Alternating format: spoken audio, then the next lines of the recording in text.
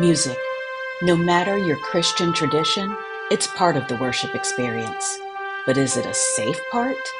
Do the words we sing match the theology being preached? Is tradition more valued than affirmation? Join me, Siobhan Boyd-Nelson, and my colleague, the Reverend Dr. Ben Huelskamp, for How Sweet the Sound, where we take a closer look at the hymns, worship anthems, and gospel favorites we sing and how they create or dismantle safer spaces for LGBTQIA+ people of faith.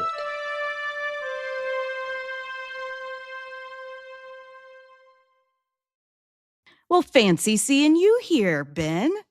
Same, Siobhan. How are you?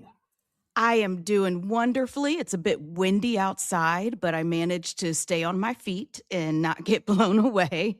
It is, as Winnie the Pooh would say, a very blustery day. It is. It is indeed. Yes, Scout was having a little problem standing up in the wind. He thought it was kind of cool, but, as he was being blown noticeably one side to another side, I had to finally say, okay, puppy, it's time to come in before you blow away. Oh, look at Scout living on the dangerous side, living on the wild side. Well, Scout is very interested right now because with the warmer weather, the bunnies have returned to our yard. So yes. we can go back to trying to chase the bunnies. Yes, Skylar can be seen dashing down our back porch and into the backyard on spring mornings as I open the back door to an unsuspecting little bunny who was just trying to enjoy a little early morning breakfast under the rising sun, and we ruin it. We ruin it. Yeah. Yes, indeed. Well, today, Ben, we are going to be talking about a song that is about something not being ruined. It's actually the opposite of that. It is "Oh Happy Day" or "Oh Happy Day That Fixed My Choice." Yes. Ben, this one is a twofer, as I like to call it, a 2-for-1, a twofer. And I don't know about you, but I love a twofer. And so we are going to get into both the 18th century hymn and the 20th century smash hit that was derived from that hymn. How's that sound? Sounds good to me. I've been looking forward to this one. And just for our audience, a little side note / funny moment. I kept calling this song "When Jesus Walked," which is one of the further lines. I think that my mind was probably going to Kanye West. Jesus Walked. I think that's where my brain was kept going. So as Siobhan and I had been talking about doing this episode, I kept saying "When Jesus Walked."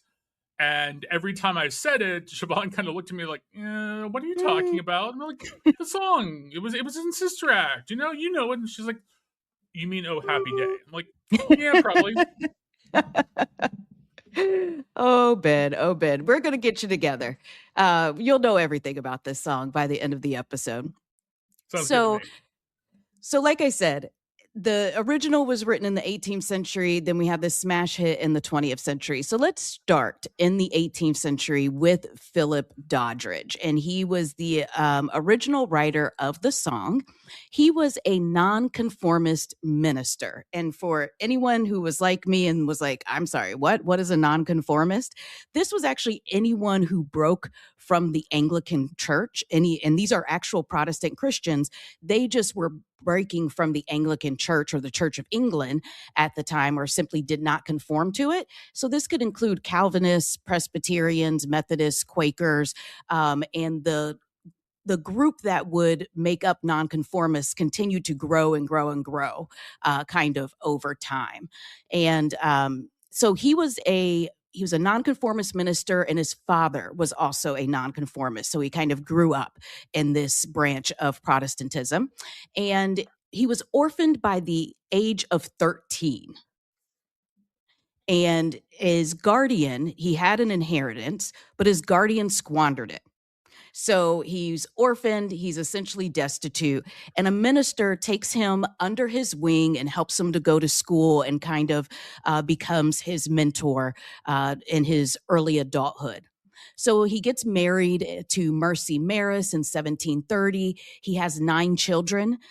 He himself was the last of 20. So we're just going to take a moment for Philip's mom, Mrs. Doddridge, there, because she had 20 children.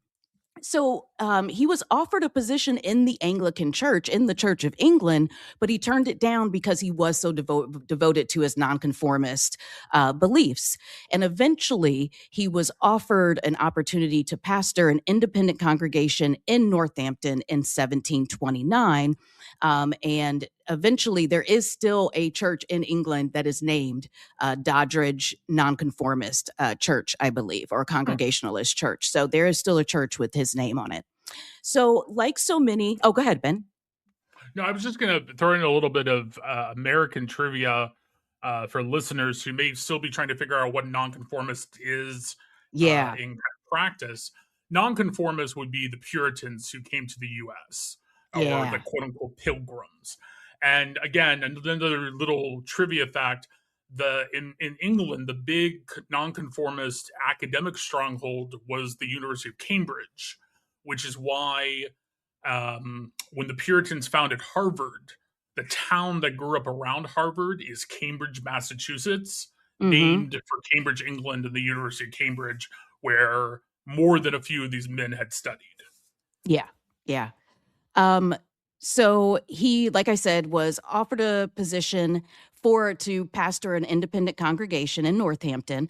And like so many of the pastors that we've talked about already this season, he wrote his own hymns, and they were to go with the sermon. So he would do his sermon, and then he'd have kind of like a summarizing hymn to go at the end of it. His sermons were characterized as being practical, and he wanted to cultivate a spiritual and devotional frame of mind in his listeners.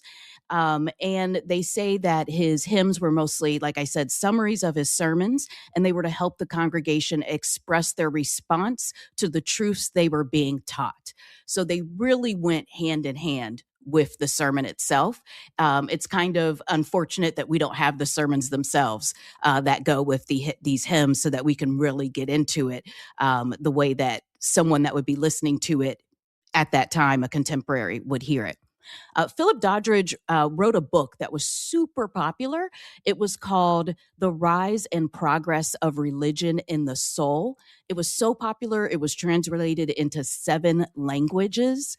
And also, he was a friend of Isaac Watts, and Charles Spurgeon was a big fan of his book, as well as William Wilberforce, Isaac Milner, and John Wesley. So all of these names that folks will kind of know as being early theologians, church folks that we would know here in the U.S. William Wilberforce, of course, being known by Ohioans in particular. He was as you can probably imagine, being a pastor, he wrote a lot of sermons. So he wrote a lot of hymns, because he wrote essentially a hymn for every sermon. We believe that he wrote over 400 sermons, none of which were published during his lifetime. Okay, so so the song "Oh Happy Day That Fixed My Choice" was published 4 years after his death. He lived from 1702 to 1751. In 1755, a friend of his went through his papers and published a collection of 370 of his hymns into an original book. And then it was republished, about maybe 20, 30 years later, I think, by a nephew who went back and redid it with some edits. There was some, I believe, disagreement on the reading of the handwriting. As you can imagine, all of these things were written out in longhand. So that is Philip Doodridge, very popular guy, and especially among other theologians, which is something that I thought was very interesting. Now, the composer, the person that is believed to have composed the tune to "Oh Happy Day That Fixed My Choice," actually shows up about 100 years later in the 1800s. And his name is Edward Rimbault. And he may have actually only composed the the music to the refrain, that "Oh Happy Day" refrain. There's another guy that's also named, I believe his name is Johann A. Frelinghuysen, and that was horrible. I was just trying to make sure I got all the right sounds in there, who might have also been responsible for some of that music. Very quickly, Rimbaud, he was an organist, a writer, a book collector, and he just did a small amount of composing. He wrote an opera, and Oh Happy Day That Fixed My Choice, and the refrain for that around 1854 is when he may have written that. Really, Rimbaud is better known for being a book collector. A portion of his collection is now part of the New York Public Library. That's how amazing and his collection was, and how known he was for having really rare books. All right, so we've been in the 1750s, Ben. We've been in the 1850s. Now we're going to jump forward another 100 years to a performer. Now we have a performer of the song, and that is the Edwin Hawkins Singers. So Edwin Hawkins was born in, I believe, 1943, and grew up in the Church of God in Christ in California, Berkeley, I believe. And he was playing keyboard for his family gospel band by the age of 7. So definitely from a musical family. So in May of 1967, together with Betty Watson, he founded the Northern California State Youth Choir of the Church of God in Christ, COGIC. And they wanted to go to the National Choir Competition that was going to be at the conference that year, and they needed to raise funds. And Ben, the fundraiser in me just absolutely adores this because they made an album. They recorded an album to raise funds to go on this trip, to take the choir on the trip. And the album was called Let Us Go Into the House of the Lord. And what's amazing about one of the amazing things about this album is that they actually recorded it at the Ephesian Church of God in Christ in Berkeley, California. So it is not a studio album. It is an album recorded in a live setting, but in a studio way. So there isn't like a live audience there, but it was there at the church. And I saw a couple of folks note in particular how good the recording is for it being recorded in a sanctuary, essentially, and not in an actual studio. So for those wondering, they did finish second at that competition. So really glad that they raised the funds and got to go. And somehow, and there's a complicated, it's not really a complicated story, but I listened to a podcast on PBS about this story, but somehow an underground rock DJ got their hands on this album. Okay, it is a gospel, COGIC gospel album. And somehow an underground rock DJ gets his hands on this album and he hears Oh Happy Day on the album and he loves it. And he starts playing it in San Francisco. And so that's how Oh Happy Day first got to the airwaves. And the amazing thing is that everyone loved it. It was just such an amazing arrangement. And so what happened actually is that this song, Oh Happy Day That Fixed My Choice, was very well known in the US and the UK. It was commonly used for baptismal or confirmation ceremonies. And of course, it was in hymnals. So it was in the hymnal, right? And it was a hymn that was available. But what Edwin Hawkins did is he rearranged the song. And he rearranged the song from a 3/4 to 4/4 time. So if you actually listen to the original, you'll know it has kind of a waltz type of cadence. Actually, I think technically it's a 3/2 time, but it has a definite waltz cadence to it. And Oh Happy Day, the 1960s version, definitely has a 4/4 time to it. He also added a piano intro to it. And he only uses the refrain. So Oh Happy Day is a very simple song, and it essentially has very few words, but the original song actually has 4 verses, and none of those verses appear in the 1960s version. So Edwin Hawkins, they and the Hawkins singers, they had a lot of success with this. It reached number 4 on the U.S. singles chart, number 1 in France, Germany, and the Netherlands, number 2 in Canada and the UK and Ireland. It won a Grammy in 1970 for the best soul gospel performance, and it's been added to the National Recording Registry at the Library of Congress. So, I mean, yeah, exactly. This song, and it's pretty much noted as the first gospel crossover into pop hit. It was the first song to do that crossover. Now, I noted that this is from that Edwin Hawkins and the Hawkins family singers are from the Kojic tradition. There was some pushback. I just want to make sure that we note that was not something that everyone within the Kojic church was okay with and was happy with. They weren't necessarily happy with the instrumentation, which was much more secular, I guess you would say, than the very traditional hymn had originally been. And they pushed back on that. And they said, hey, isn't our job to go out into the world and to, evangelize to those who don't know Christ? We are simply doing that. We are going out into the world with music that the world is going to recognize. And the world is hearing our message. Isn't that a good thing? So I just wanted to make sure to note that. And unlike, though, our other, I guess, church related recordings that we've talked about, Bethel, Hillsong, those, the Hawkins family singers didn't really go on to, release 30 different albums after this, right? They had modest success in the gospel arena. And Edwin Hawkins also had some individual modest success, but they absolutely never got to the point of like a Bethel or a Hillsong or something to that extent.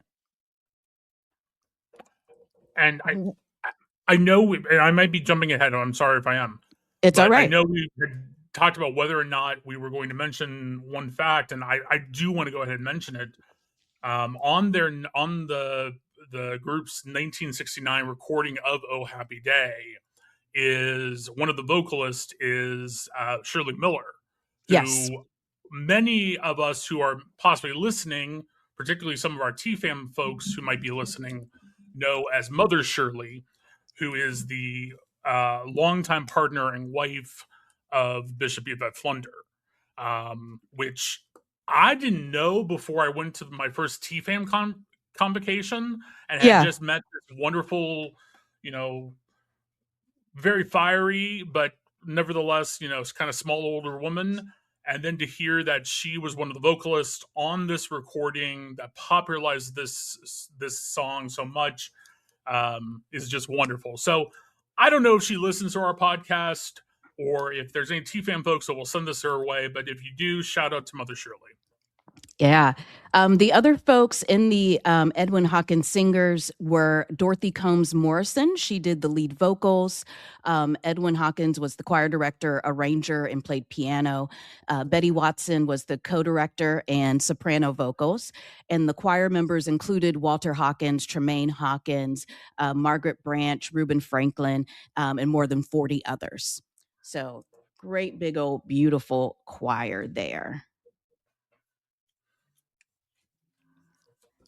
So, Ben, it is a very different song. I was very interested in how this song, and when I tried to, I'll be very clear here. When I tried to, I guess, follow the song from 1755 publication to the 1969 arrangement by Edwin Hawkins, it gets muddy, right? Because that's a 200-year gap. And because, we have absolutely no idea what kind of music Philip Doodridge would have originally put this song to. We don't know for sure that Rimbaud is the person who came up with the tune and the refrain. Maybe it was just the refrain. And then, but whatever tune it was, if it's anonymous or Rimbaud, there was an agreement. Everyone had come to an agreement on, okay, this is the tune and how it is. And Edwin Hawkins really goes in and plays with that. and changes the time signature. I just think that that's a pretty, I won't say brave, but it's a pretty interesting thing to do to a pretty traditional song, and really changes it. And when they re-released the song as a single on the A side, on the B side was another modern arrangement of an old hymn, this time by Charles Wesley, and it's Jesus, Lover of My Soul. So if you got that single version, you got two modernized hymns for your money there. Another twofer. Well, I mean, modernizing hymns, I think, happens more times than we might think. Mm-hmm. Particularly hymns that are themselves based on the Psalms or based on other very memorable parts of the Bible. Yes. The one that comes to my mind is there's a modern setting, and I'm totally blanking on the name. They added some words to the name, but it's a modern setting of Amazing Grace that starts out traditional and then goes into a much more contemporary section. So again, not to mention the amount of songs that have been based off name any of the 150 Psalms. Yes, yes. So I think it happens more often than we might otherwise think. And what I love about this is a hymn that started in the 18th century with a non-conformist British clergy person. Yes. And most of us know this much more as a pop, if not, kind of bridging the gap between churchy gospel and pop. Mm-hmm. And being, let's just say that there is not only is there a historical gap there, but there is also a very big cultural gap between Philip Doodridge writing in the 18th century in Britain and Edwin Hawkins working in the mid 20th century in Berkeley. Yes, so different. I mean, there's so many differences there. So, which I love. I absolutely love it. And it does, and I think that also gives context to why, Hawkins would go in and want to change so much of the maybe not of the lyrics, but of the actual musical setting. Mm-hmm. Because what would have worked in the 18th or 19th century in some churches where this was being played probably wouldn't have gone. I mean, may have been respected, but wouldn't have been the culture of a cogent church in the mid 20th or even now in the 21st century. Right, right. And, one of, who was it that is the lead singer? I just said her name, Dorothy Combs Morrison. She actually talks about adding some James Brown isms in there when she's singing, and recognizes and says, yes, that modernized the song. It perked up a younger ear, a more modern ear to listen to what was being said. And then I think when we get into the lyrics here in a second, you're going to see, these are, sometimes the lyrics are a little rough, but these are some King James lyrics that we're dealing with here. Sure. And just for any listeners who, like me, until a certain point, hadn't ever heard of Church of God in Christ or Cogent, Church of God in Christ is a historically Black denomination. It's also, whether or not certain members of Cogent would call themselves Pentecostal or not is more of an individual thing. But on a whole, we're talking about historically Black, Pentecostal, or at least Pentecostal-esque denomination. Just for that context. I think most of our listeners probably have figured out that if we're talking about 18th century Britain, we're talking about white people. But just for anyone who has not heard of Cogent or Church of God in Christ, that's also the tradition. So when we mention the cultural aspect here, it's not just that we've gone from the 1700s to the 1900s. We've also crossed the pond to the US. We've crossed racial lines. We've crossed very distinct cultural lines. So there's a lot of things that are changing there. But again, I want to just note that for anyone who might not be familiar with Cogent. Yeah, and I also want to ask you about this, Ben. We've already talked about Sister Act 2, or we'll talk about Sister Act 2 at least twice in this series. And this song also appears in Sister Act 2. It's sung by then 14-year-old Ryan Toby. And we know Sister Act is about nuns in a Catholic church, and yet they sing the Edwin Hawkins version in Sister Act 2. What do you think of that as someone who grew up in the Catholic Church? So in my background in the Catholic Church, which was again primarily white congregations, and by no means is that the whole Catholic Church. Mm-hmm. I would be surprised if we would have done "Oh Happy Day" in our congregation. That said, I have seen in predominantly white Catholic churches "Oh Happy Day" done, but that's more kind of looking back at Sister Act. It's Okay. life imitating art, basically. Yes. Yes. That said, I wonder if someone like your wife, for example, what Shay would say, having grown up in a predominantly, if not historically, Black Catholic congregation. That same gospel Where music. Yeah. exactly. So the fact that without Whoopi Goldberg's character or the characters of the high schoolers she's working with, would "Oh Happy Day" pop up in a Catholic school? Probably not. Yeah. But again, we're dealing with a Black character, and we're dealing with a multiculturally diverse, predominantly Black, brown group of students in an urban environment. Yeah. When you said, like how my wife, Shay, grew up, and I could definitely, now that you say it, because they attended essentially the Black Catholic church in the community, and because that church did have a gospel choir and often did gospel music, which is why they like gospel music so much now. Yeah, this would definitely fit, wouldn't it? Yeah. All right. Well, Ben, let's jump into the lyrics here. Let's see. Okay. So there are two sets of lyrics that I have found that have been pointed out by folks as possibly being where Philip Doodridge was pulling from. The first one is Psalm 118:24, which it says, "This is the day the Lord has made. We will rejoice and be glad in it." And now I know that there is a song with those exact words. This is, of course, not that song. And every time I read that psalm, the song starts playing in my head. I have a hard time saying it instead of singing it. The other one is First Chronicles 15:15. And I'll tell you, Ben, I went ahead and read all of chapter 15 of First Chronicles because I wanted to see what he was talking about. It's not one of the great chapters, Ben. It's one of those it's one of those God was angry chapters, right? But verse 15, it's at the end of the chapter after Judah has gotten itself right with God. And all Judah rejoiced at the oath, for they had sworn with all their heart and sought him with their whole desire. And he was found of them, and the Lord gave them rest round about.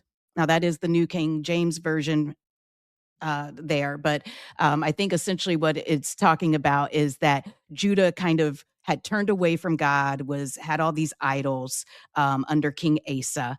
And King Asa got a prophet came and prophesied. King Asa said, "Hey, it's time that we changed our ways, got rid of all the idols, brought like 700 oxen. It was a whole thing. And they made a new oath to God. And this is the oath that they are rejoicing about. They're rejoicing that they've given their lives back to God and turned away from the idols."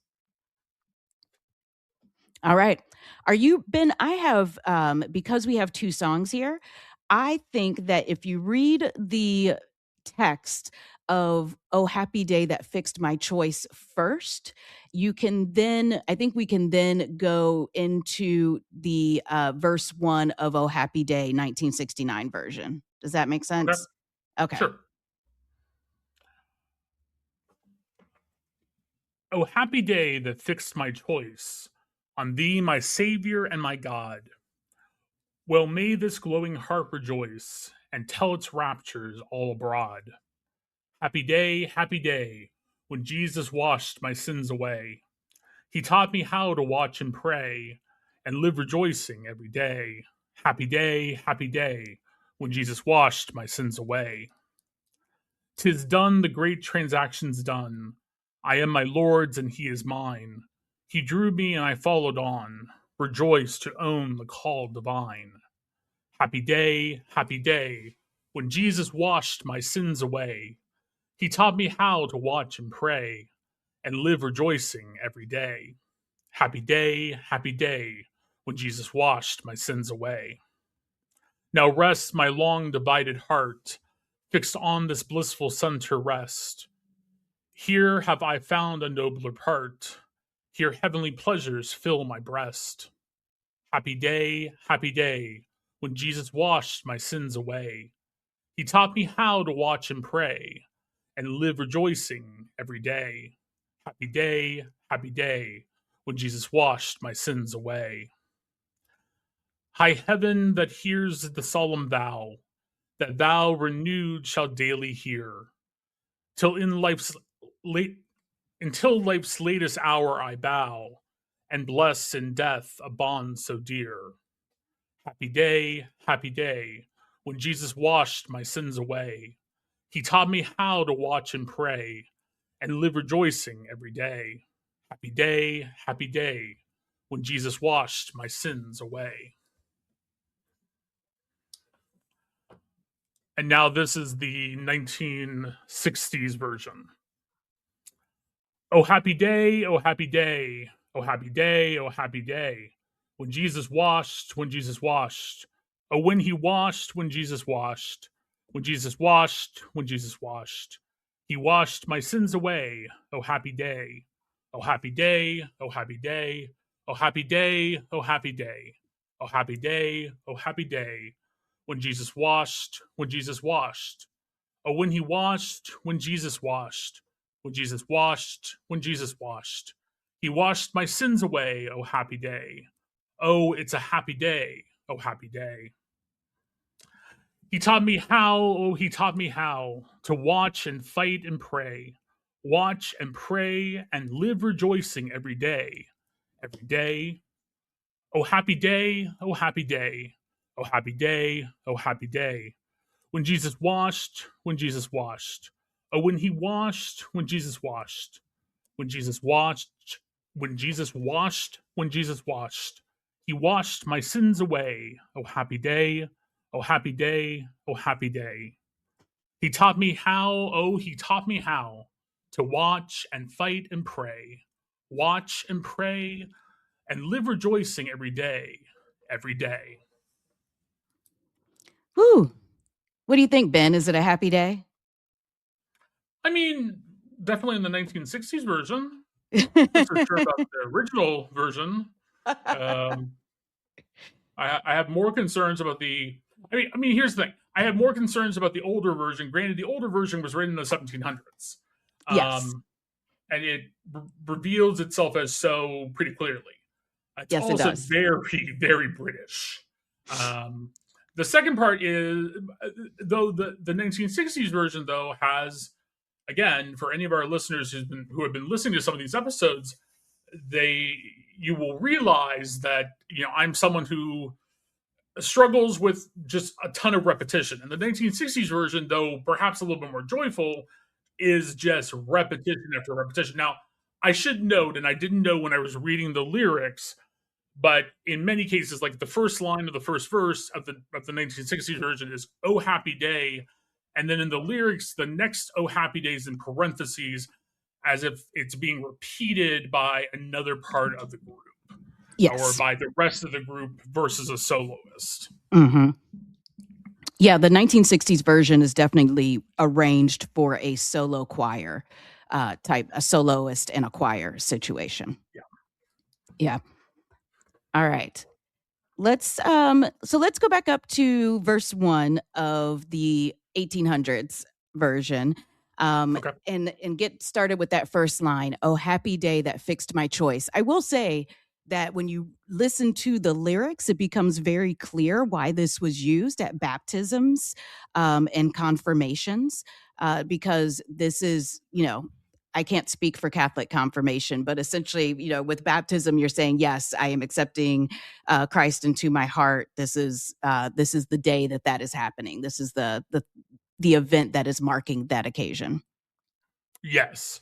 And for Catholics, that would be a little bit more confirmation-esque because Catholics are baptized usually as infants, and confirmation is, at least theoretically, when you're making your quote-unquote adult choice to be Catholic or to be Christian.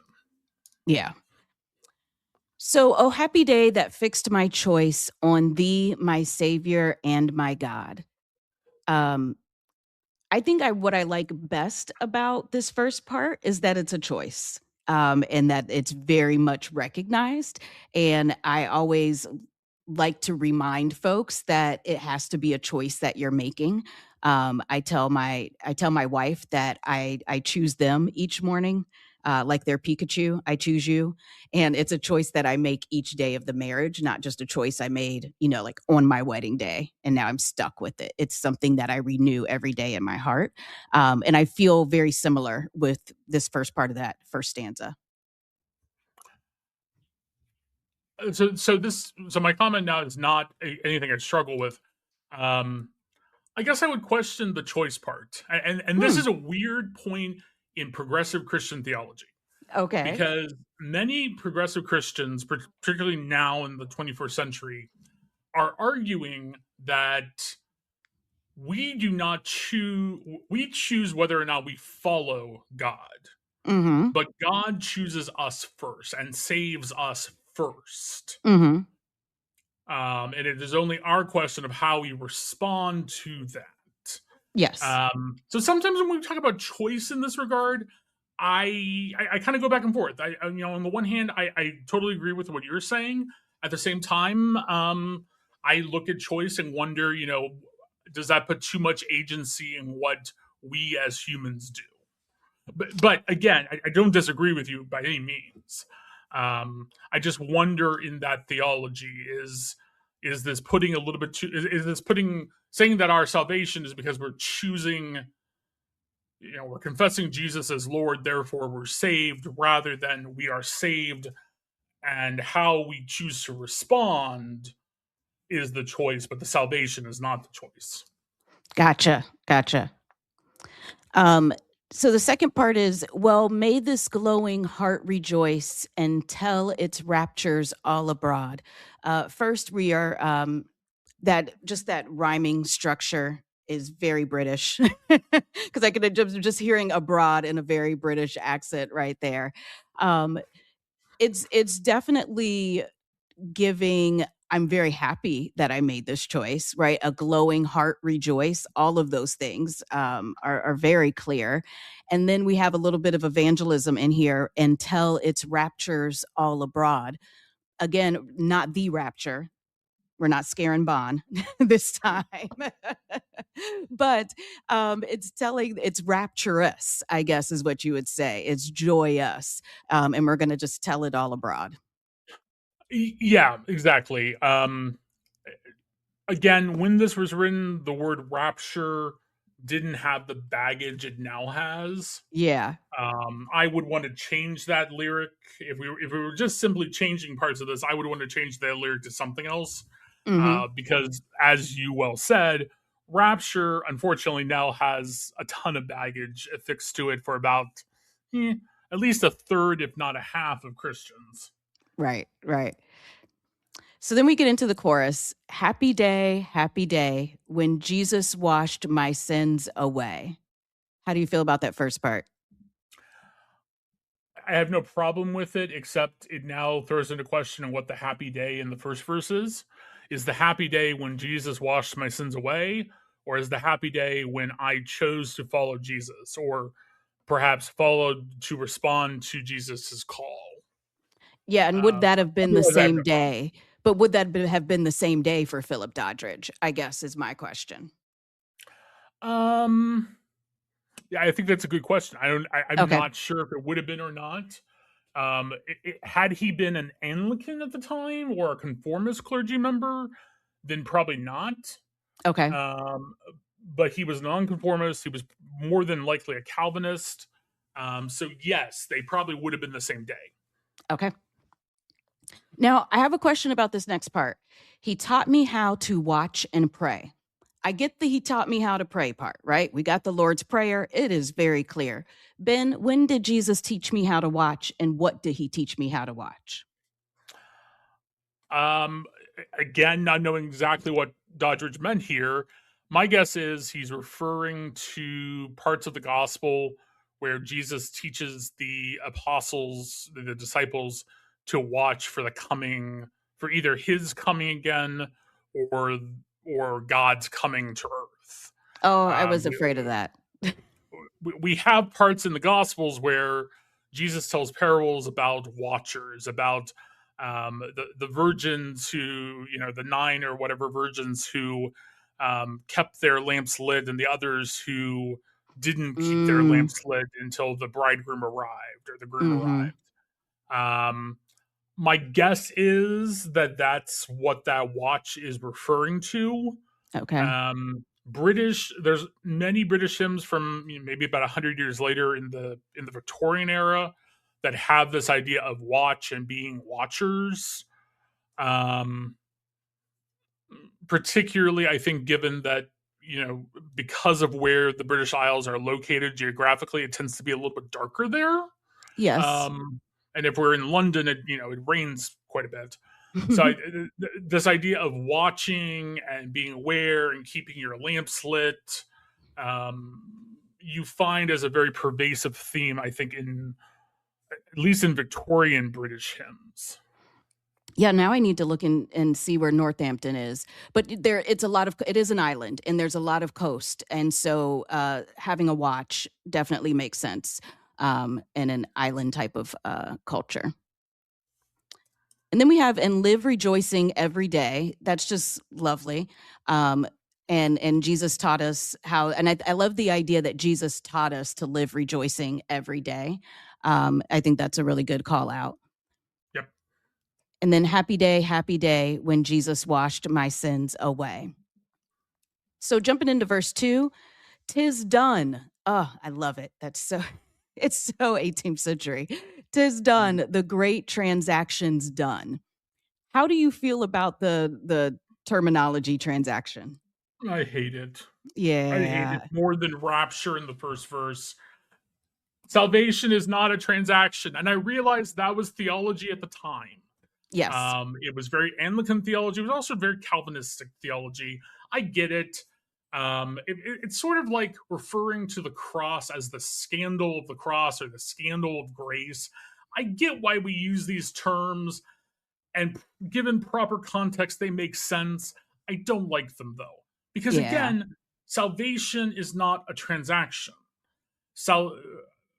Grace is not a transaction. I mean, this goes back into the theology of God sends God's Son, who is also God, to earth to die on the cross to appease God's wrath and then grant humanity salvation. And that's the transaction. But of course, that transaction is absolute logical BS, because God sends God's self to die to appease God's self. Right. It's like, if you really needed to do that, dude, cut your finger or something. I don't know. I mean, why are you sending yourself to appease yourself?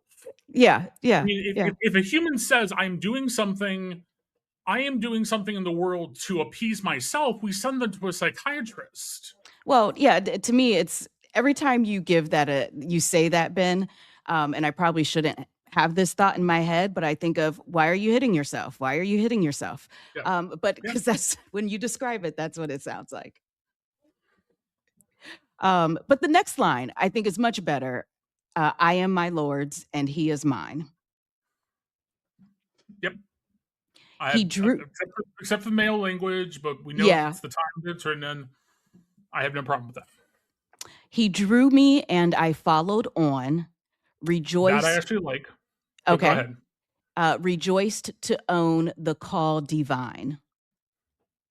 Tell me about he drew me and I followed on. See, that I like because it goes back to the theology that I like it because it supports, it rings true with the theology that I hold when we talk about grace and salvation.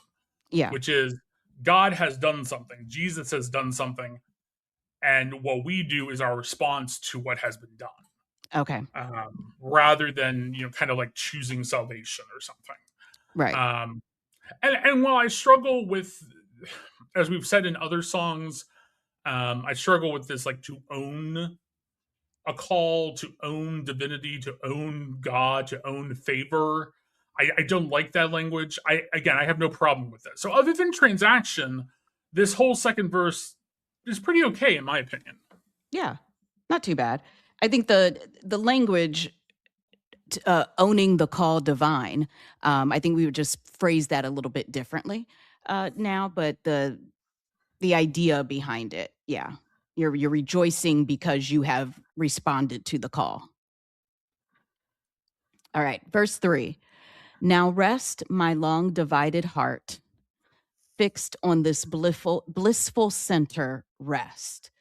What do you think that is, my long divided heart that can now be fixed on this blissful center? I think the long divided heart is what many of us feel. We're pulled in all directions. Mm-hmm. If someone in the 1700s is reflecting on that, only think about those of us now in 2026. We are literally pulled in all directions. Yeah. And the blissful center is God, is grace divine. Which, I can't remember. I'm trying to think who said it. I think it's St. Augustine who says something to the effect of, I rest my heart in thee, O Lord, or something to that effect. Okay. So, that's what I see here. Yeah. What about you, Siobhan? I think so. Just again, I think the way that it has been phrased throws me off a little bit about this long divided heart, especially if used in a confirmation setting. That's a weird type of thing because it to me it's something said by someone who is finding the Lord later in life, maybe, than a 12-year-old at their confirmation. But I do like the idea of this blissful center. There's so many great words in this song. Synonyms for joy and happy in this song. So it is good for happy synonyms. I think this whole third verse is meant to, whether or not we're using this in a confirmation setting with teenagers, I really think this third verse is meant to, without directly saying it, is meant to refer to, we have been saved by God, or we've been saved by Jesus. We therefore, quote unquote, know that we will reach heaven. This third verse is about heaven. It's about the end. It's about the finality. And I'm not sure if this is actually a pattern. We would have to ask someone in musicology or in or music history but in many of the British hymns I can think of that I've sung in Anglican and Episcopal churches, there's kind of a setup where it's just like our life to a point.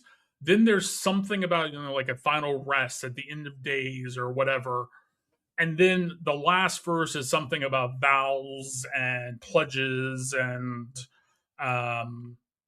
whatever. It's kind of a triumphant last verse, right? That kind of wraps it all up. And these four verses kind of follow that as well. 1 and 2 sets it up. 3 is at the end, and then 4 is something about life here, or life triumphant with God, or whatever. Yeah, that makes sense, and I think that actually tracks with some of the other songs that we've done as well, and the way those verses were set up. So here have I found a nobler part. Here heavenly pleasures fill my breast. And of course, you just can't get more 18th century than that. That's why a bit ago when I said that I saw a lot of very stereotypically British parts to this. Mm-hmm. Nobler part shows up in so many hymns and prayers in the Does Anglican it? tradition. Anything about filling my breast Yes. also shows up a lot. Okay. So those parts, or what's the song? There's a British song called, or hymn called King of Glory, King of Peace, that has a line that says, Thou disnote thou thou disnote my working breast. I Oh mean, my. these are this is very British. Yeah, and I love British, but my goodness.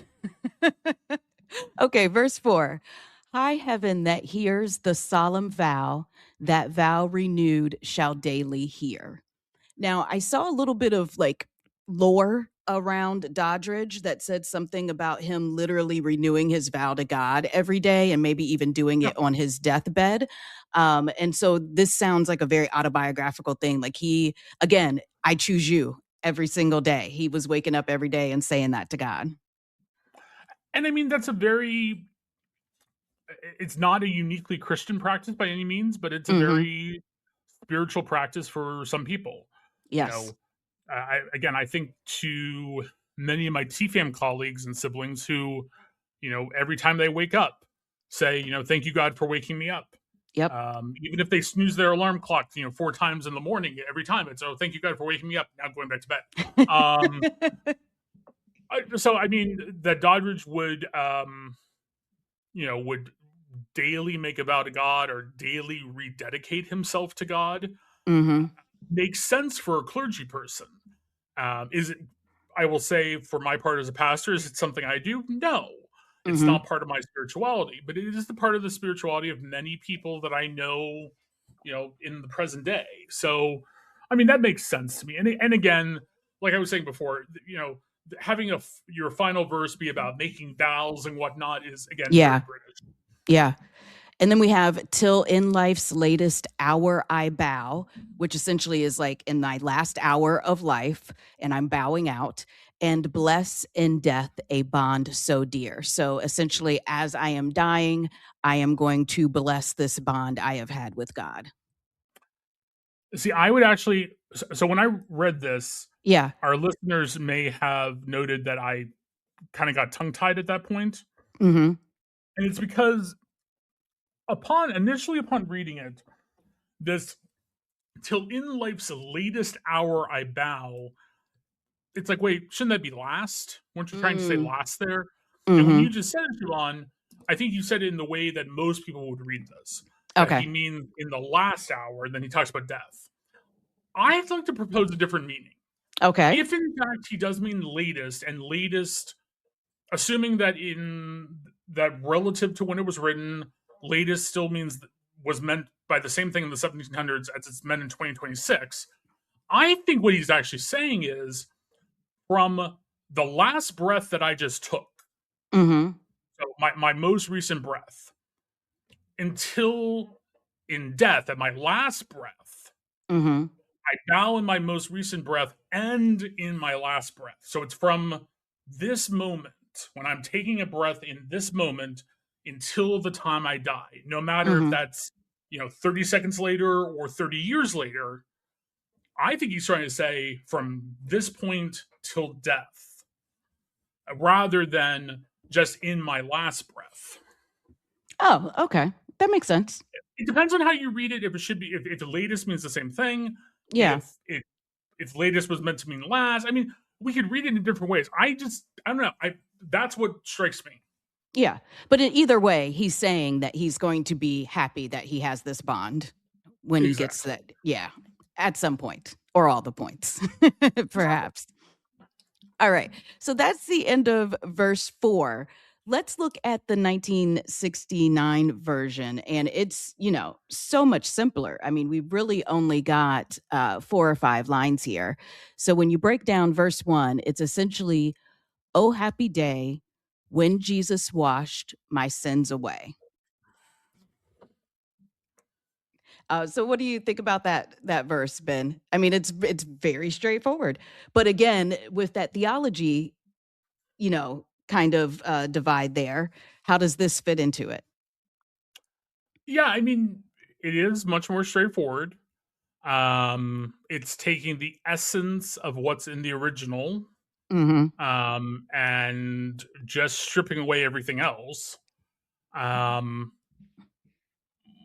it follows the scheme of both some of the more traditional gospel music, as well as, quite frankly, pop music. Yeah. I mean, we sometimes, those of us who are critical observers of contemporary Christian music, sometimes look at it and it's like, okay, you've said like two things in the 7 minutes of this song. Yes. But the fact of the matter is, many pop songs, particularly many pop songs that have come out in the last 50 to 75 years, or really, well, I guess that's all of pop music, really, don't say all that much. I mean, they're not necessarily the most profound pieces of music ever. Not generally speaking, no. Unless you've got a that doesn't good mean they're not songwriter. good music. Yeah. It doesn't mean we don't like listening to them. It just means they're not exactly the most profound pieces of music. So, I mean, this tracks for the tradition and genres of music that Hawkins is writing in. Again, that's not a bad thing. I'm not knocking it for that. It's just, it fits. Yeah. Yeah, definitely. So then we get to the chorus is, he taught me how to watch and fight and pray, watch and pray, and live rejoicing every day, every day. So that one part from the refrain, essentially, he taught me how to watch and pray, but here the word and fight is added, which I'm going to really bring in the context of when this was written and who was writing it, right? And it is 1967 originally when this was recorded. We're in the midst of the civil rights movement. Black folk have essentially spent a lot of the last few decades fighting, and literally fighting for equal rights, fighting for the right to vote, fighting for fair treatment, fighting for equal wages, employment protections, all kinds of things. And so I think that knowing that, I interpret where I might in a different song or in the Philip Doodridge version, I would have interpreted fight in a pretty negative way, and as a very in a violent type of way. This one I am interpreting in a, we are fighting for justice in the context of the civil rights movement type of way. Yep, totally. But other than that addition, it is essentially exactly what the Philip Doodridge version says there with and live rejoicing every day. Which I will tell you though, in the 1969 version, it sounds more like rejoicing. I'm just saying it sounds, I'm not saying that the 1800s version isn't rejoicing, but it sounds more like rejoicing in the 60s version. Sure. No, I mean, we're almost comparing, musically speaking, we're comparing apples to oranges. Absolutely. We're comparing British hymns from the 18th and 19th century, which might be known for some swelling organ sections and whatnot, but these aren't dance numbers. No. And then we're comparing it to two genres, gospel and pop, which are, quite frankly, yeah. I mean, yes, gospel's not exactly dance music per se, but people typically are dancing to it. Right. So, I mean, I dare you not to clap your hands. The Doddridge version. Go ahead, Siobhan. I'm sorry. I was going to just say, I would dare you not to clap your hands to "Oh Happy Day." If you're listening to the Edwin Hawkins version, I don't know that you can, even your pastor, Ben, I would dare him not to clap his hands to this one. Well, as a white man, I will say that there's a lot that we can get through without clapping our hands. Okay, that's fair. And you're better at it than I think you can. TFAM surrounded by some gospel loving folks of different identities. I found more than a few times of just like, okay, I don't understand why we're clapping right now, but okay. Okay. Oh, Ben. That's why someone was inspired enough to decide, you know what? Let's just put our hands in the air instead. You know, that is a really good compromise, isn't it? It is a Yeah. very good compromise. Yeah. All right. Are you ready to give your verdict on this song, Ben? Sure, but Or these songs? yeah. I hesitate, though we know that the second is derived from the first. I hesitate to call these the same song by any means. Absolutely. Very true. Very, very true. So for me, the Doddridge version, the original quote unquote, is probably a remix. I mean, we have language in here that just needs to go, and it's not even so much Doddridge's fault. I mean, raptures, transactions, these words would have worked in the mid 1700s. They don't work in 2026 anymore. They don't follow developments in theology over the last 300 plus years. They don't follow just changes to the English language from 18th century Britain to 21st century US. Mm-hmm. I don't think we need to get rid of it by any means. The one thing I will say about this is I think if someone, first off, I had never heard the Doddridge version. If it's in the Episcopal hymnal, I have never sung it. Okay. Or been at a service when it was sung. But I wonder how many people, if they heard the Doddridge version today in a kind of mainline Protestant denominational church, would even recognize that it has any, other than having a few of the same lyrics, has anything to do with the 1969 Hawkins version. Yeah, you really might not when you listen to it. It's totally different. Yeah. Exactly. So I would say maybe a remix, maybe just a chord change some, modernize a little bit of the lyrics. Otherwise, for the time and place, it doesn't have any problems to me. Hawkins version, I know people who would fight someone if they tried to change the Hawkins version. And that's not just my T-Fam friends who would be defending Mother Shirley. I mean, right, yeah. There are people, this is one of the ones where I don't think you could make real changes, but I don't think you need to. No. Is it simple? Are we not really saying all that much? Sure, but it works. Yeah, yeah. Ben, I'm going to probably end up about the same place you are. I think I'm at a remix for the Doddridge version. And like you said, some of the language is just so antiquated, the theology, maybe, updating that. But put it in context, it is not a bad song for the time, but it's not necessarily appropriate for our time. And it would need some changes in order to get there. I am going to go back to how many synonyms for happy are in this song. I really appreciate that. I just, that's probably very on brand for me, but I really do appreciate that. And then I'm going to agree with you for the Edwin Hawkins version. It's not saying a lot, but it's saying something important. And I think it's one of those songs that is a good reminder. So we were having we were recording an episode of Coming Out Christian yesterday, and we were talking to someone about the idea that church is a place that you go to get encouraged and to be surrounded by love and joy. And this Oh Happy Day 1960s version is an encouraging song. It is reminding you that Jesus has taught you these things. That was a happy day. Today it continues to be a happy day. I need to live rejoicing every day. And it just is encouraging. And then the beat, the melody, all of that can really get you going and get you looking upwards, I would say, especially when times are tough, as they can be right now for a lot of folks. Totally. Yeah. Whew. That was a good one. I'm so glad that we did this twofer. I don't think that we would have done it justice if we just did one or the other.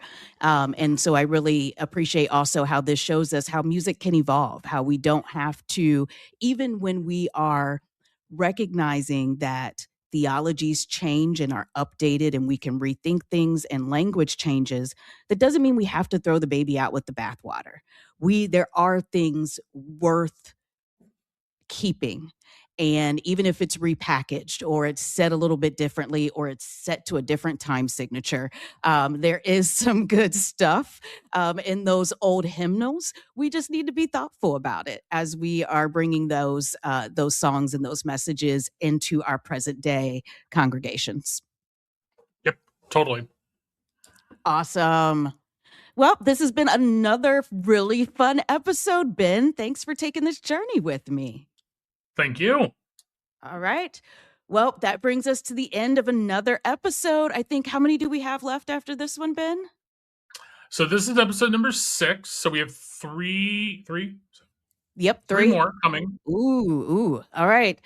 It's a short series, but it's been a fun series. Let us know what you're thinking. Let us know if you have ideas for our last 3 episodes, or if you would like to see a season 2 of this part of our podcast, not of Coming Out Christian. We're going to be on season 3. That's coming soon, just 4 weeks. If we've got 3 more episodes of this, Coming Out Christian will be premiering in about 4 weeks. But let us know if you would like another season of this, or if there's something else that you would like for us to explore in kind of a mini capsule season like this one. In the meantime, like, subscribe, tell a friend, and then see us right back here next week for How Sweet the Sound. Thank you for joining us on How Sweet a Sound, produced by Love Boldly and the Coming Out Christian podcast. If you enjoyed this content, consider donating to Love Boldly today. You can donate at www.loveboldly.org/donate. That's www.loveboldly.org/donate. Also, like and follow us on Instagram, and leave us a review wherever you get your podcasts.